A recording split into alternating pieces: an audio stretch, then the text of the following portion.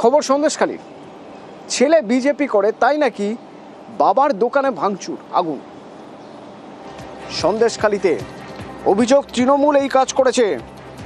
তৃণমূলের আর তৃণমূল আশ্রিত দুষ্কৃতীরা এই দোকানটিতে আগুন ধরিয়েছে বলে অভিযোগ করছেন দোকানের মালিক। তিনি অভিযোগ করছেন তার ছেলে বিজেপি করায় তার দোকানে এর আগেও ভাঙচুর হয়, আর এবার আগুন লাগিয়ে দেওয়া হয়েছে।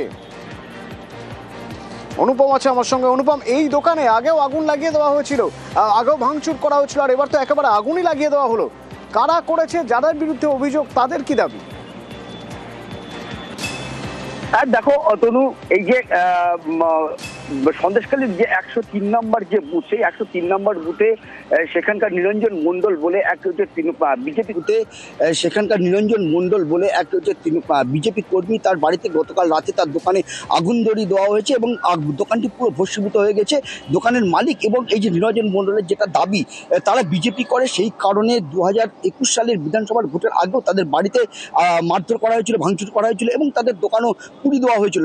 যদিও পরবর্তী সময় তারা সেই দোকানটাকে আবার পুনর্নির্মাণ করে সেই দোকানদারি করছিল, ব্যবসা করছিল এবং সেই দোকানের উপরেই তাদের পুরো পরিবারটা নির্ভরশীল। কিন্তু গতকাল রাতে আবারও সেই একই রাজনৈতিক প্রতিহিংসার কারণে তাদের দোকানটা পুরো আগুনে জ্বালিয়ে পুরো ভস্মীভূত করে দেওয়া হয়েছে। তাদের মূলত যেটা একদম পরিষ্কারভাবে তারা দাবি করছে যে তৃণমূল আশ্রিত গুন্ডারা এই ঘটনা ঘটিয়েছে এবং এই একই দাবি কিন্তু করছে সন্দেশখালীর যিনি পিয়ালি মণ্ডল, যিনি তৃণমূলের নেত্রী, তিনিও কিন্তু একই দাবি করছে। যদিও এই পুরো বিষয়টা কিন্তু অস্বীকার করছে তৃণমূলের নেতৃত্ব। সন্দেশখালীর একের যে তৃণমূলের ব্লক সভাপতি ইমাম আলী গাজী, তিনি যেটা বলেছেন যে সন্দেশখালীতে বিজেপির পায়ের তলার থেকে মাটি সরে গেছে, তাদের কোনো পায়ের তলায় মাটি নেই, সেই জন্যে ইচ্ছাকৃতভাবে একটা দুর্ঘটনাকে কেন্দ্র করে তৃণমূলের ঘাড়ে দোষ চাপিয়ে তারা নিজেদের জায়গা তৈরি করার চেষ্টা করছে, কিন্তু সেটা হবে না। সেরকম ধরনের এই যে প্রতিহিংসার রাজনীতি তৃণমূল করে না।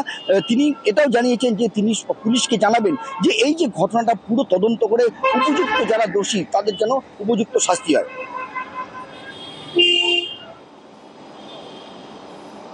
পুটিমারি ঘাটের কাছে, ফেরিঘাটের কাছে একটা দোকান ছিল, সেই দোকানটাকে পুড়িয়ে ভস্মীভূত করে দেয়। তৃণমূলের নেতৃত্বের মদতে হয়েছে।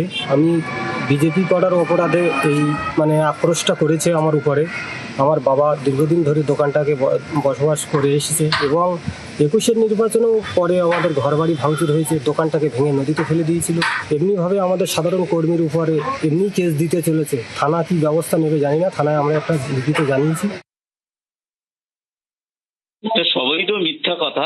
বিজেপির তো কোনো ইস্যু নেই, ওরা ইস্যু খোঁজার চেষ্টা করছে, ওরা ওদের হালে পানি পাচ্ছে না। এরকম ধরনের মিথ্যা অভিযোগ আগামী দিনে আরো ওরা আনার চেষ্টা করবে। খবর নিয়ে দেখছি, যদি কোনো এরকম ঘটনা ঘটে পুলিশকে আমি বলবো নিরপেক্ষভাবে তদন্ত করে ব্যবস্থা নেওয়ার জন্য। জুলুম বা অত্যাচারের এইসব ব্যাপারে তৃণমূল কংগ্রেস এটা পছন্দ করে না।